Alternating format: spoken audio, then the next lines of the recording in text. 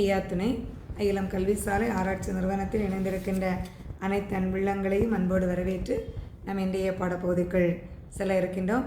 இன்றைய பாடப்பகுதி விருத்தத்தினுடைய தொடர்ச்சி நாம் பார்க்கின்றோம். ஐயா தவம் இருக்கின்ற போது எப்படி தன்னுடைய நிலையை காட்டுகின்றார் என்பதை இந்த விருத்தத்தின் மூலம் நாம் பார்க்க இருக்கின்றோம்.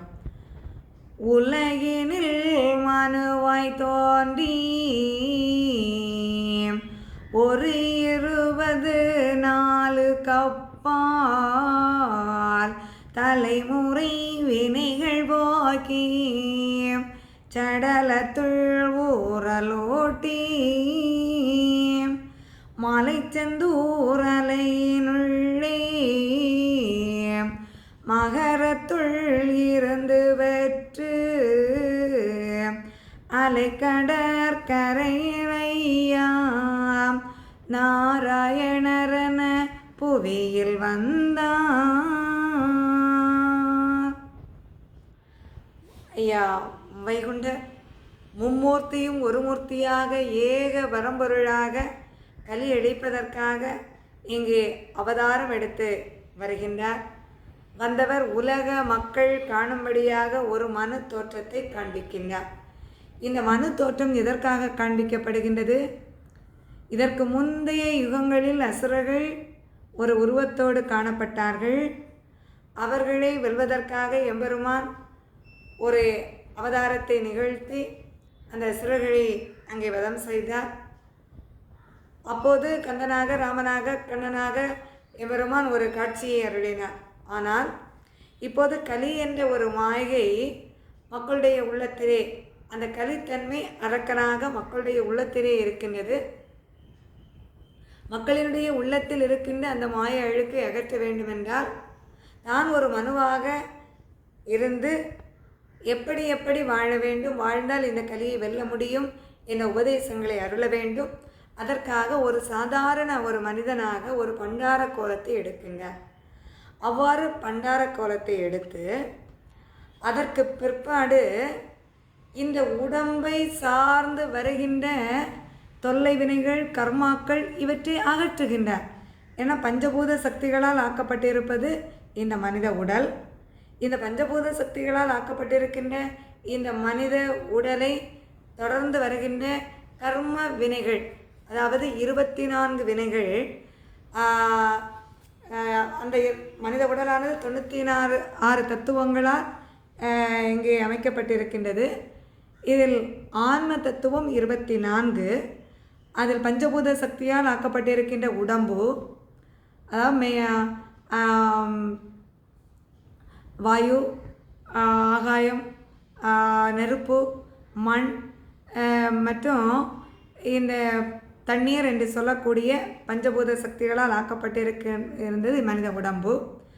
இந்த மனித உடம்பில் 5 பஞ்சேந்திரியங்கள், அந்த 96 தத்துவங்களால் ஆக்கப்பட்டிருக்கின்ற இந்த உடம்பிற்கு 5 பஞ்சேந்திரியங்கள் காவலாக இருக்கின்றது. இந்த 5 பஞ்சேந்திரியம், மெய்வாய் கண் மூக்கு செவி என்று சொல்லக்கூடிய 5 பஞ்சேந்திரியங்கள். இந்த 5 பஞ்சேந்திரியங்களை தொடர்ந்து நாம் கண்ணால் பார்க்கின்றோம், காதால் கேட்கின்றோம், வாயால் பேசுகின்றோம், உணவை ருசிக்கின்றோம். மேலும் ஒவ்வொரு செயல்களை நாம் இந்த உடம்பை வைத்து செய்து கொண்டிருக்கின்றோம். இதன் மூலம் 5 வகையான கர்மேந்திரியங்கள் செயல்கள் நடைபெறுகின்றது. அந்த செயல்களை தொடர்ந்து 5 விதமான தன் மாத்திரை, இப்போ பேசுவது, கேட்பது, மலஜலம் கழிப்பது, இப்படியாக 5 செயல்கள், இங்கே உணவை உண்பது, இப்படியாக நடந்து கொண்டிருக்கின்றது. இந்த செயல்களை தொடர்ந்து தன் மாத்திரை, அதாவது நன்மை தீமை அப்படிங்கிற அந்த தன்மாத்திரையானது வருகின்றது. இதனை தொடர்ந்து ஆணவம், கண்மம், மாயை என்று சொல்லக்கூடிய 4 வினைகள் தொடருகின்றது. இவற்றை தாண்டிய நிலை ஒரு மனித உடல் அப்படின்னு சொல்லும்போது இவையெல்லாம் இந்த ஆன்ம நிலையில் இவை அனுபவிக்க வேண்டிய நிலையில் இருக்கின்றது. இவற்றை கட்டுப்படுத்தி ஒரு ஆன்மாவை யார் உயர்த்துகின்றார்களோ, அவற்றை தர்ம வழியில் நடத்தி செல்லுகின்றார்களோ அவர்கள் இறைவனை என்ன செய்ய முடியும்? கண்டுகொள்ள முடியும், அந்த இறை சக்தியை உணர்ந்து கொள்ள முடியும். ஆனால் வைகுண்டர் இந்த நிலையில் தாண்டி இருக்கின்றார். அதாவது இந்த ஒரு 24 கப்பால் இந்த வினைகள் அவருக்கு கிடையாது. இதை தாண்டிய நிலையில் இருக்கின்றார். தலைமுறை வினைகள் இல்லை. நாம் மீண்டும் மீண்டும் பிறவி எடுப்பதற்கான காரணம் நம்முடைய ஊழ்வினை, கர்ம வினை. நம்ம ஒரு ஆன்மா மீண்டும் பிறப்பதற்கு 3 வினைகள் காரணமாக அமைகின்றது. ஊழ்வினை, சஞ்சய வினை, ஐவத்திய வினை அப்படின்னு சொல்வார்கள். அதாவது நாம் இதற்கு முன்பாக நாம் சேர்த்து வைத்திருந்த அந்த பாவ வினைகள், நன்மை தீமையினால் வந்த வினைகள், அடுத்ததாக நாம் செய்கின்ற செயல், ஒவ்வொரு செயல்களினால் வருகின்ற கர்ம வினைகள், சஞ்சய் வினைகள் ஒவ்வொன்றையும் நாம் செய்து வைத்திருப்பது. அதற்கு பிற்பாடு இப்போது நாம் வாழுகின்ற போது நாம் செய்யக்கூடிய வினைகள், இவை நன்மை செய்தால் நன்மையும் தீமை செய்தால் தீமையும். இப்படி இருக்கின்ற நிலையில் ஒரு ஆன்மா பிறவி எடுக்கின்றது. அப்போது இந்த ஆன்மா பிறவி எடுத்து அந்த வினைகளை கழிக்க வேண்டும். ஆனால் வைகுண்டருக்கு இந்த வினைகள் கிடையாது. தலைமுறை வினைகள், இந்த ஊழ் வினையோ கர்ம வினையோ இந்த சஞ்சய வினையோ எதுவுமே இந்த ஆன்மாவுக்கு என்ன செய்யாது, கிடையாது. அடுத்ததாக இந்த உடல் என்று ஒன்றை ஒரு உயிர் எடுத்துவிட்டது என்றால் அதற்கு பிறகு பசி, தாகம், பிறப்பு, இறப்பு, இன்பம், துன்பம் என்ற வினைகள், 2 வினைகள் தொடரும். ஆனால் வைகுண்டருக்கு அந்த 2 வினைகளும் இல்லை.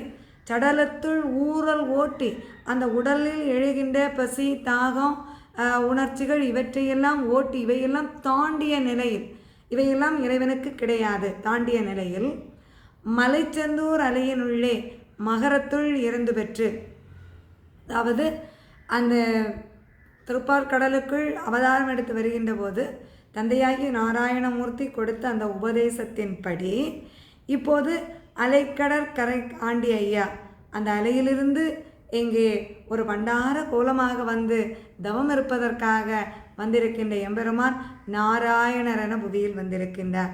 அந்த நாராயணமே வைகுண்டம் என்ற நிலையில் அவர் இங்கே அவதாரம் எடுத்து வந்திருக்கின்றார் என்பதை இந்த விருத்தத்தின் மூலம் ஐயா நமக்கு இங்கே சொல்லுகின்றார்கள். நாராயணமே வைகுண்டமாக வந்திருக்கின்றார் என்பதற்கு இங்கே இது கூட ஒரு சாட்சியாக நமக்கு அமைகின்றது. ஐயா உண்டு.